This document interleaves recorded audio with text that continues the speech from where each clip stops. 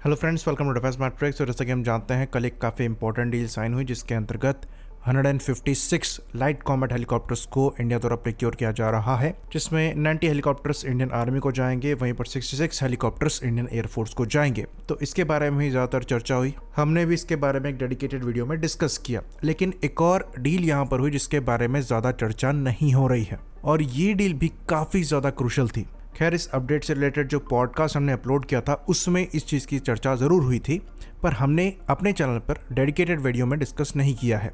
तो इस वीडियो के अंतर्गत हम इस इंपॉर्टेंट डील को डिस्कस करने वाले हैं।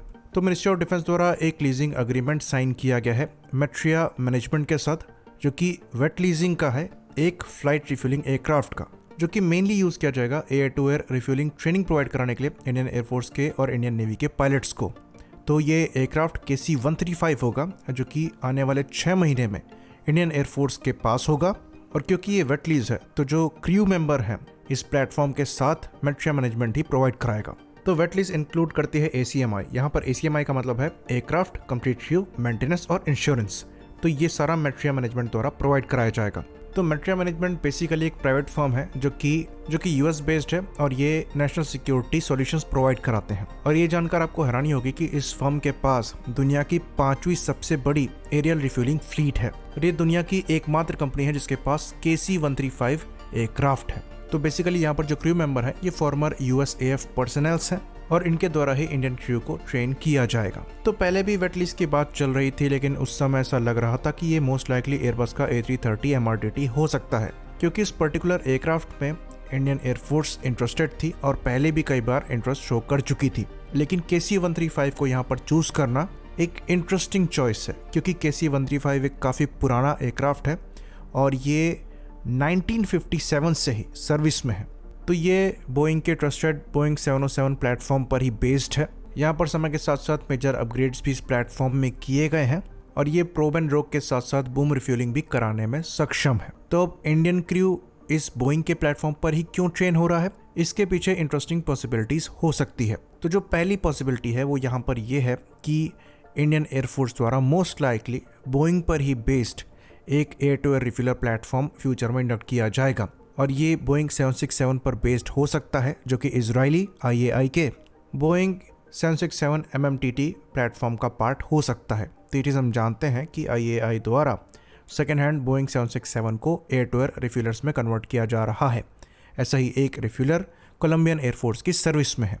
तो HL द्वारा भी एक MOU साइन किया गया था IAI के साथ, जिसके अंतर्गत इस पॉसिबिलिटी को एक्सप्लोर किया जा रहा है। तो सेकेंड हैंड बोइंग 767 प्लेटफॉर्म को देखा जाएगा और फिर इनको एयर टू एयर रिफ्यूलर्स में कन्वर्ट किया जाएगा।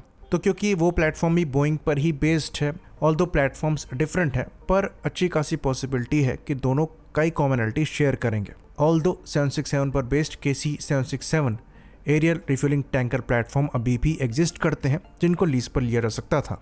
बाकी जो दूसरी पॉसिबिलिटी यहाँ पर एग्जिस्ट करती है वो ये है कि हो सकता है इंडियन एयरफोर्स फ्यूचर में बूम रिफ्यूलिंग की तरफ आगे बढ़े, क्योंकि बूम रिफ्यूलिंग में आपको फ्यूल ट्रांसफर रेट ज़्यादा हायर मिल जाता है, और जो हमारे C-17 ग्लोबमास्टर और बोइंग P-8 जैसे प्लेटफॉर्म है ये बूम रिफ्यूलिंग को ही सपोर्ट करते हैं। और डिज़ाइन वाइज भी ये सिंपल होते हैं, स्पेशली नेक्स्ट जनरेशन डिज़ाइन के लिए, जहाँ पर आपको रिट्रैक्टेबल रिफ्यूलिंग प्रोब नहीं लगाना पड़ेगा, जो कि स्टेल्दी डिज़ाइन को कॉम्प्रोमाइज़ कर सकते हैं। तो फ्यूचर में समझदारी है कि बूम रिफ्यूलिंग की तरफ हम आगे बढ़ें, तो हो सकता है ये उस डायरेक्शन में भी एक स्टेप हो।